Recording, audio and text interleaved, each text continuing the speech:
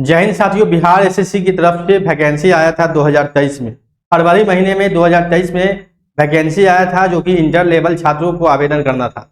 उस वक्त बहुत सारे छात्रों ने आवेदन भी किया था। उसमें जो पद था उस वक्त साधारण भाषा में बोले थे वो राजस्व कर्मचारी का, पंचायत सचिव का, टाइपिंग का, अन्य सारे जो है वो पद थे। लेकिन अभी जो उसमें पद में बढ़ोतरी की गई है, यानी रिक्ति में बढ़ोतरी कर दी गई है, आपको बता दें, और बहुत सारे नया पद को जोड़ा भी गया है, जिसमें कि 10,976 पद जोड़े गए हैं। ये हालांकि आपको 2 दिनों पहले आपने देखा होगा, लेकिन आपको कुछ चीजों का जो कंफ्यूजन है पुराने छात्रों को, जो लोग पहले से आवेदन कर चुके हैं, उनके लिए इसमें हम अपडेट आपको देंगे। तो सबसे पहले आप देखेंगे विज्ञापन प्रकाशन के पश्चात 65 विभिन्न विभागों में कार्यालय से इंटर स्तरीय पदों के लिए 10,976 पदों पर अधियाचनाओं प्राप्त हुई, जो कि समान प्रशासन विभाग बिहार पटना के प्राप्तांक 15/1 दिनांक 14/8/2025 के आलोक में सभी प्राप्त रिक्तियों को समेकित कर द्वितीय इंटर स्तरीय संयुक्त परीक्षा हेतु संशोधित विज्ञापन संख्या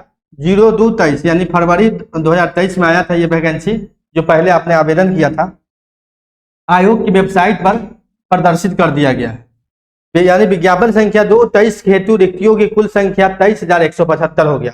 यानी कि उस वक्त जो रिक्ति था आपका 13,000, उसको क्या कर दिया गया, 23,000, यानी सीटों में बढ़ोतरी कर दी गई। अब आपको बता दें, अभ्यर्थियों द्वारा, देखिए, अभ्यर्थियों के द्वारा ऑनलाइन आवेदन आयोग की वेबसाइट पर 15/10 यानी 15 अक्टूबर से, तो किन छात्रों के लिए, जो नए छात्र, न कि पुराने छात्र, जो नए छात्र इसमें आवेदन करना चाहते हैं, 15/10 से 27/11/2025 तक अवधि में आप इसका आवेदन कर सकते हैं। आवेदन करने हेतु परीक्षा शुल्क online credit card, debit card या नेट बैंकिंग से पेमेंट कर सकते हैं। हालांकि इसमें 100 रुपया ही लगना चाहिए, 100 रुपया ही आवेदन फॉर्म में लगना चाहिए, क्योंकि नीतीश कुमार जी ने, बिहार के मुख्यमंत्री ने घोषणा किया है कि किसी भी पीटी के एग्जामिनेशन में 100 रुपया का ही आवेदन शुल्क लगेगा। ठीक है, तो 15/10 से 25 तक 11 तक आप लोग भर सकते हैं। लंबा समय है, 40 दिनों का समय दिया गया है। अब कुछ देखिए, इच्छुक अभ्यर्थी को सूचित किया जाता है कि वे वांछित प्रमाण पत्रों के साथ आप लोग आवेदन कर सकते हैं, जैसे कि आरक्षण संबंधित डॉक्यूमेंट इसमें लगाना अनिवार्य है, जो कि ओबीसी हो तो नॉन क्रीमी लेयर सर्टिफिकेट आपको लगाना है, और ईडब्ल्यूएस वाले ईडब्ल्यूएस प्रमाण पत्र लगाएंगे 10% आरक्षण के लेकर, और SC ST के जो लोग हैं उनके लिए जाति प्रमाण पत्र आपको आवश्यकता है। ठीक है, आरओ लेवल का जाति प्रमाण पत्र आप लगा सकते हैं, यानी ब्लॉक लेवल का। ठीक, स्वतंत्रता सेनानी के लिए अपना डॉक्यूमेंट आपको लगाना है, जैसे कि आपको आरक्षण का लाभ मिल सके। अब देखिए, खासकर जो बता देते हैं, अभ्यर्थी ऑनलाइन आवेदन भरने के दौरान अपने नाम, पिता का नाम, लिंग, जन्मतिथि, आरक्षण संबंधित जो कोटि है, प्रमाण पत्र संख्या इत्यादि विवरण प्रविष्ट करते समय पूर्ण सतर्कता बरतें। सतर्कता बरतने के लिए कहिए, यानी कि सुधार का मौका नहीं दिया जाएगा, इसलिए आप लोग सतर्क से काम करेंगे। जो भी नंबर है या जो भी स्पेलिंग है, उस चीज को आप लोग स्पष्ट रूप से सुनिश्चित कर लेना होगा पहले ही, आवेदन सबमिट करने से पहले, या डॉक्यूमेंट में ऐसा भी गलती ना करें अपलोड करने में, वहां पर 12 का मांगा जा रहा है और मैट्रिक का अपलोड कर दिए। ऐसा गलती बहुत सारे लोग करते हैं, मांगा जाता है आवासीय प्रमाण पत्र डाल देते हैं, कास्ट प्रमाण पत्र, ऐसा गलती नहीं करें, बार बार करें। एक बार ध्यान पूर्वक इस सब चीज पर ध्यान दें, बाद में आपको ज्वाइनिंग में समय बहुत कठिनाई होगा।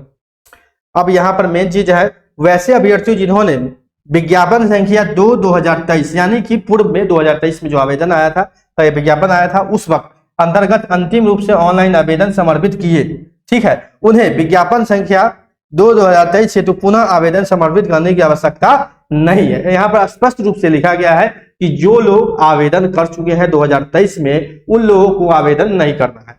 अब एक सवाल मन में उठ रहा है कि जो नए पद जोड़े गए हैं 10,900, क्या उसका लाभ मिलेगा कि नहीं?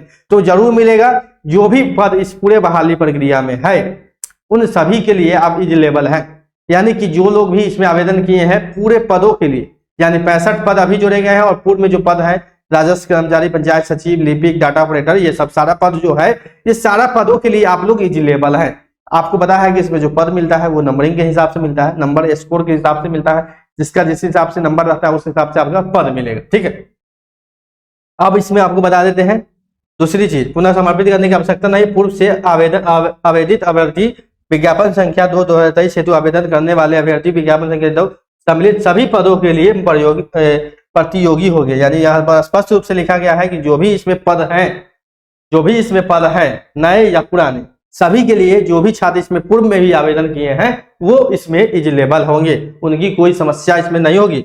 अभ्यर्थी अघटन सूचना हेतु आयोग की वेबसाइट BSSC बिहार गवर्नमेंट.in पर जाकर देख सकते हैं। यानी जो भी लोग आवेदन पूर्व में किए हैं उन लोगों को घबराने की आवश्यकता नहीं है कि उनको नया आवेदन करना है, ये वो इस सब चीज से दूर रहे। आपका जो आवेदन है वो सुरक्षित है। आपको मन है तो एक बार बिहार SSC की वेबसाइट पर जाके आप उसको वहां पर लॉगिन ID पासवर्ड डाल के आप लोग चेक भी कर सकते हैं, अपना डिटेल्स को एक बार चेक भी कर लें, ठीक है। अब इसका एग्जामिनेशन तो अभी नहीं होगा, इसका एग्जामिनेशन अब 2026 में ही संभव है। 2026 में देखिए काफी दिनों से बहुत जो बिहार SSC है बहुत एग्जाम को लटका रखती है। आप देखे होंगे 2014 में इंटर स्टेज एग्जाम हुआ था, फॉर्म भराया था, एग्जाम कब हुआ था, 5 साल बाद।